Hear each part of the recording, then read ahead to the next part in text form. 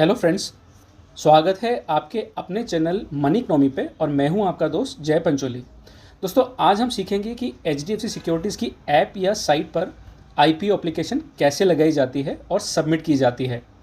IPO का मतलब initial public offering. जब भी कोई कंपनी अपना शेयर जो है मार्केट में पहली बार पब्लिक के लिए लेके आती है तो उसको आईपीओ बोलते हैं। दोस्तों, मैं आपको स्टेप बाय स्टेप पूरी चीज़ें समझाऊंगा। अगर उसके बाद भी आपको कोई क्वेरी रह जाती है तो आप मुझे कमेंट करके पूछ सकते हैं। आप इस वीडियो के एंड तक मेरे साथ बने रहिए जिससे आपको सारे स्टेप्स अच्छी तरह समझ में आए। फ्रेंड्स, वीडियो अच्छी लगे तो इसे लाइक और शेयर कर दीजिए और अभी तक आपने मेरा चैनल सब्सक्राइब नहीं किया है तो इसे सब्सक्राइब करके बेल आइकन ज़रूर प्रेस कर दें जिससे ऐसे यूज़फुल वीडियोज़ की नोटिफिकेशंस आपको टाइमली मिलें। दोस्तों, आपका सब्सक्रिप्शन मुझे और अच्छे वीडियोज़ बनाने के लिए मोटिवेट करते हैं, तो थैंक यू फॉर सब्सक्राइबिंग। दोस्तों, आईपीओ बिगिनर्स और रेगुलर इन्वेस्टर दोनों के लिए ही अप्लीकेबल होता है। दोनों ही इन्वेस्टर इसमें इन्वेस्ट कर सकते हैं। और एक और ख़ास बात कि आईपीओ अप्लाई करने के लिए आपको कोई ब्रोकरेज या कोई फ़ीस नहीं देनी होती है। आईपीओ फ्री ऑफ चार्ज होता है। तो चलिए हम समझ लेते हैं कि कैसे आईपीओ अप्लाई करते हैं। तो अगर आप मेरा जो स्क्रीन देख रहे हैं एचडीएफसी सिक्योरिटीज़ का, तो इसमें सबसे ऊपर राइट हैंड कॉर्नर में लॉगिन लिखा आ रहा है, तो हम वहाँ पे लॉगिन कर सकते हैं। ये जो है तो यहाँ पे हम लॉगिन कर सकते हैं। तो यहाँ पे हमको लॉगिन करना है, तो ये ऐसा स्क्रीन आ जाएगा लॉगिन के लिए। तो इसमें हम लोग लॉगिन करके और आगे बढ़ेंगे। तो दोस्तों, जब हम लॉगिन आईडी पासवर्ड डाल देंगे और साथ में डेट ऑफ बर्थ डाल देंगे तो स्क्रीन कुछ ऐसा दिखेगा। जो नेक्स्ट स्क्रीन होगा वो कुछ ऐसा दिखेगा जहाँ पे वो निफ्टी सेंसेक्स की डिटेल दिखाएगा। अब हम लोग यहाँ पे मोर में जा सकते हैं, एकदम राइट कॉर्नर पे एकदम सबसे नीचे। उसके बाद में हमको जाना है आईपीओ वाले सेक्शन में, तो यहाँ पे क्लिक कर दीजिए आईपीओ में।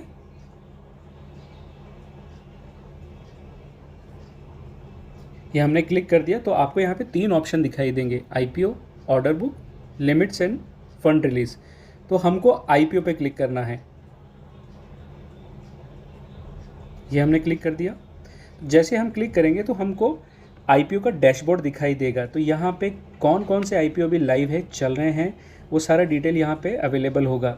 तो अगर हम देखते हैं तो Zomato limited general, Zomato limited employees और सॉवरेन गोल्ड बॉन्ड्स का जो ट्रांच है वो अवेलेबल दिख रहा है। तो ये तीनों ही ऑप्शन 16 जुलाई तक अवेलेबल है। तो अगर आप देखेंगे तो जोमेटो लिमिटेड जनरल है, मतलब वो जनरल पब्लिक के लिए है, और जोमेटो लिमिटेड एम्प्लॉय है, वो एम्प्लॉइज़ के लिए है स्पेसिफिकली। प्राइस बैंड दोनों का सेम है। जो इशू प्राइस है वो 72 से 76 रखिए, तो हम लोग इस पर बिड करेंगे। मिनिमम जो लॉट साइज़ है वो 195 का है और ये इशू प्राइस है इसकी। तो हम लोग इसमें अप्लाई कर लेते हैं जनरल सेक्शन के अंदर। तो जब हम जनरल सेक्शन में अप्लाई करेंगे तो ये डिटेल आ जाएगा। तो यहाँ पे लिखा हुआ बिड 1 76 रुपीज़ का जो प्राइस है वो कट ऑफ यहाँ पे लग जाएगा। अगर हमको एक से ज़्यादा बिड लगाना है, जैसे बिड 1 दिया हुआ है, तो अगर हमको एक से ज़्यादा बिड लगाना है तो हमको इस पर क्लिक कर देना है ऐड बिड के ऊपर, और हम लोग एग्जिस्टिंग बिड के अंदर ही चेंज करते हैं। तो कट ऑफ प्राइस पे रखते हैं हम लोग और 3 बिड लगा लेते हैं। तो कट ऑफ प्राइस पे रखते हैं, इसको सेव कर लेते हैं। तो सेव होने के बाद में फाइनल स्क्रीन इस तरह से दिखेगी और आपको यहाँ पे आई एग्री पे टिक लगा देना है। दोस्तों, इसमें सबसे ख़ास बात और सबसे ध्यान देने वाली बात यह है कि आपके अकाउंट में जितना भी पैसा आप यहाँ बिड के लिए लगा रहे हैं उतना पैसा आपके अकाउंट में होना चाहिए, अदरवाइज़ ये बिड सक्सेसफुल नहीं होगा। तो अभी हम लोग इसको कंफर्म पे क्लिक कर देते हैं। ये जो कंफर्म है इसके ऊपर क्लिक कर देते हैं। अकाउंट के लिए ओके बोलेगा और आपने सबमिट कर दिया तो ये आपकी बिड सक्सेसफुली सबमिट हो गई है। ये देखिए दोस्तों, तो आपका जो बिड का जो एप्लीकेशन नंबर है और ट्रांजैक्शन नंबर है वो दोनों यहाँ पे आ जाएंगे। अगर आपको बाद में भी ये चेक करना है कि आपका कितना लॉट साइज़ था और आपने कितने पे बिड लगाई है, तो आप ऑर्डर बुक में भी जाके देख सकते। इसके बाद में जो नेक्स्ट स्टेप होगा आईपीओ के अंदर वो होगा उसका शेयर का अलॉटमेंट और उसके बाद में शेयर की लिस्टिंग। जो स्टॉक मार्केट है NSE और BSE, तो जो शेयर का जो अलॉटमेंट होता है वो डिपेंड करता है कि आपका जो IPO है वो सब्सक्राइब कैसा हुआ है। अगर वो ओवर सब्सक्राइब हुआ है तो उसके बेसिस पे आपको प्रो रेटा अलॉटमेंट होगा। तो सब्सक्रिप्शन के बेसिस पे ही आपको शेयर अलॉट होंगे। तो फॉर एग्जांपल अगर आपने यहाँ 3 लॉट लगाए हैं और ये इशू ओवर सब्सक्राइब हो गया है तो एक प्रो रेटा अलॉटमेंट के बेसिस पे आपको शेयर आएंगे। हो सकता है आपको एप्लीकेशन तो आपने 3 लॉट के लगाए हैं लेकिन आपको अलॉटमेंट सिर्फ 1 लॉट के बराबर हुआ या 2 लॉट के बराबर हुआ। और जो अलॉटमेंट से रिलेटेड इन्फॉर्मेशन है कि आपको कितने शेयर्स अलॉट हुए हैं तो उससे रिलेटेड इन्फॉर्मेशन आपको मैसेज पे भी आ जाएगा और आपके ईमेल आईडी पे भी आ जाएगा। दोस्तों, अगर लिस्टिंग आपके इशू प्राइस से ज़्यादा हुई है तो इसे हम प्रीमियम लिस्टिंग बोलते हैं। तो फॉर एग्जांपल अगर आपका शेयर का जो कट ऑफ प्राइस यहाँ पे 76 रुपीज़ था और अगर ये लिस्ट होता है 100 रुपये पे तो इसे प्रीमियम लिस्टिंग बोलेंगे।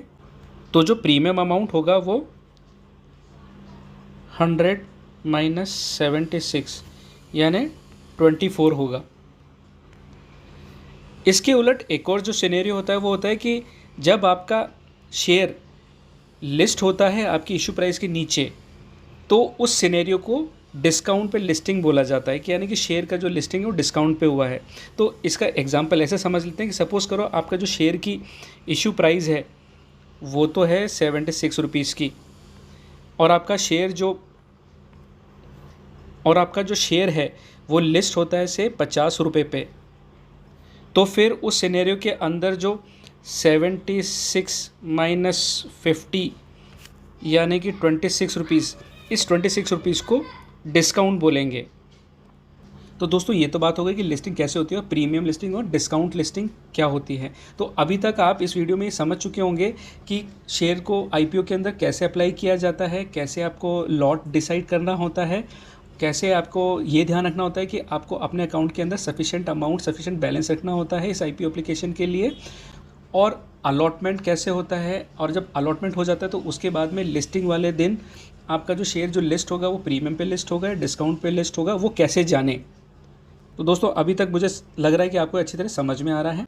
तो दोस्तों ये भी जान लेते हैं कि लिस्टिंग वाले दिन शेयर का क्या सिनेरियो रहता है। तो ये आप पे डिपेंड करता है कि आप लिस्टिंग वाले दिन IPO में अलॉटेड शेयर्स को सेल कर देना चाहते हैं या उसको आगे लॉन्ग टर्म के लिए रखना चाहते हैं।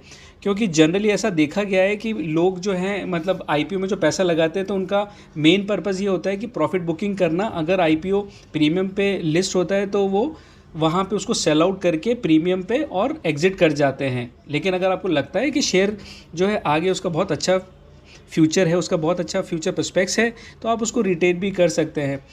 तो IPO में सबसे ख़ास और अच्छी बात यह है कि IPO में जब अप्लाई करते हैं, परचेस करते हैं तो आपको ब्रोकरेज या फ़ीस नहीं देनी पड़ती है। और जब आप लिस्टिंग के दिन IPO का जो अलॉटेड शेयर्स है वो बेचते हैं तो भी आपको कोई ब्रोकरेज या फ़ीस नहीं लगता। तो यही इस IPO का प्लस पॉइंट है और इस रीज़न से भी बहुत से लोग IPO के अंदर बहुत अप्लाई करते हैं और आपने काफ़ी ट्रैक्शन देखा होगा इसके अंदर।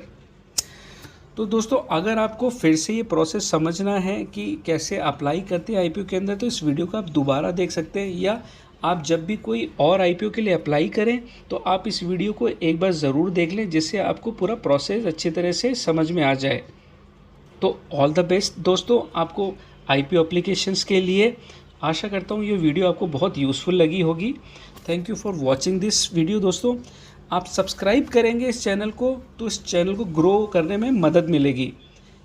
आज के लिए इतना ही फ्रेंड्स, तो मिलते हैं किसी नेक्स्ट यूज़फुल वीडियो के साथ।